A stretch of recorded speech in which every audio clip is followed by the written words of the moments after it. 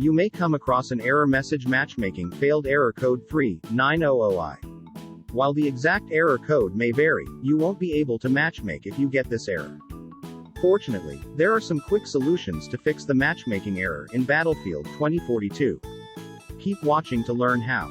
Method 1. Check server status. Check to see if the Battlefield 2042 servers are having problems. If problems have been detected, then it's simply a matter of waiting for the service to come back online. Method 2. Make sure Battlefield 2042 is updated. The second thing you should do is check if you have the latest patch for the game.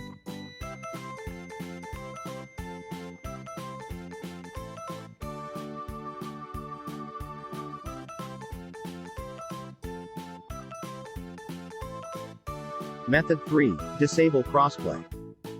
Go to the Options menu by pressing ESC on PC or Option button on PS4 and PS5. Go to the General tab and then scroll down to Other. Turn the crossplay toggle to Off. Method 4. Clear download cache, Steam only. Go to Steam, Settings, Downloads, Clear download cache.